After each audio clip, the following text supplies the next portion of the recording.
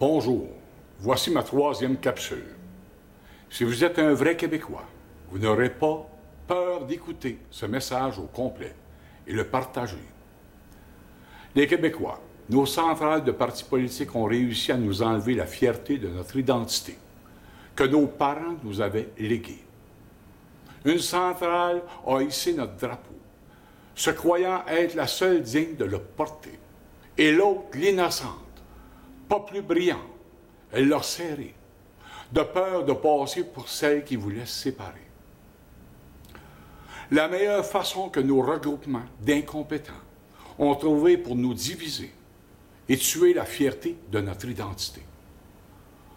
Nos bergers qui ont remplacé le clergé ont vidé nos villages et nos villes du Québec en rassemblant le bon peuple le plus soumis de notre histoire pour écouter la grand-messe télévisée directement de la grande plaine d'Abraham où Montcalm est tombé, pour être certain de toujours s'en rappeler, pour qu'on puisse toujours continuer à broyer et se lamenter sur notre passé. Pourtant, dans le passé, tout le Québec était décoré. Notre drapeau était hissé avec fierté. Et après la grand-messe, tous les Québécois se mettaient à fêter. Aujourd'hui, devenu un peuple plus instruit et diplômé, donc plus soumis et endormi, après la grand-messe que nos bergers nous ont préparée, tout le Québec va se coucher.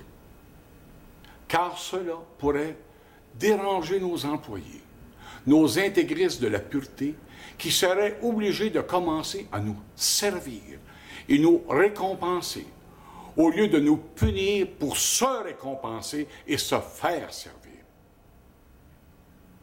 Nos plus incompétents nous ont manipulés en nous divisant sur la seule pensée qu'au Québec, tous nos problèmes viennent des autres, jamais de nous autres, et que notre seule solution, c'est de se libérer. De qui?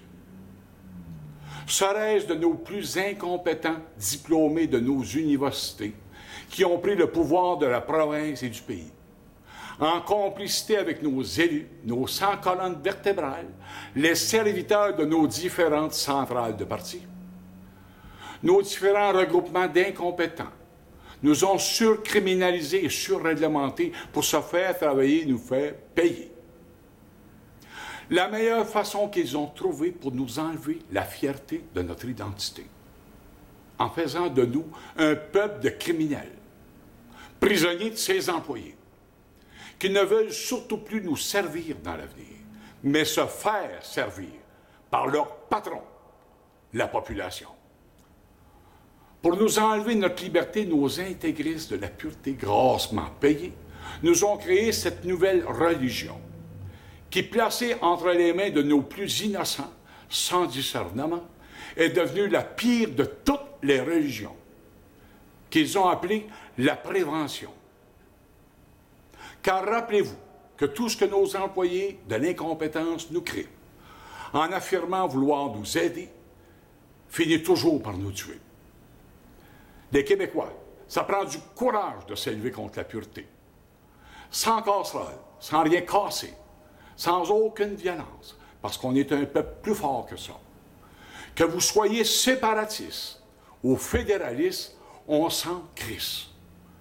Que vous soyez bleu, rouge, vert ou même carotté, on s'en balance.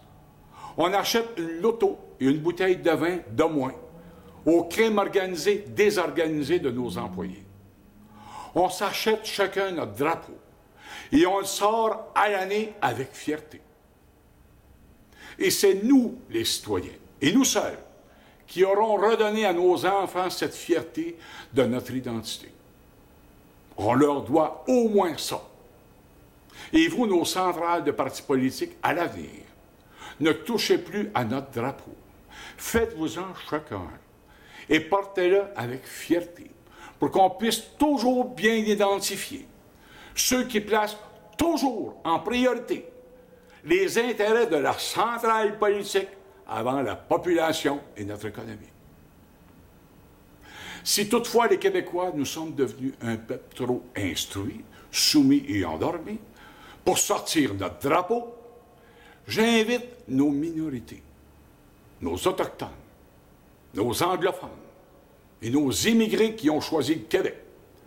Montrez-nous comment un citoyen peut être fier de son identité tout en restant fier de ses origines et de son passé.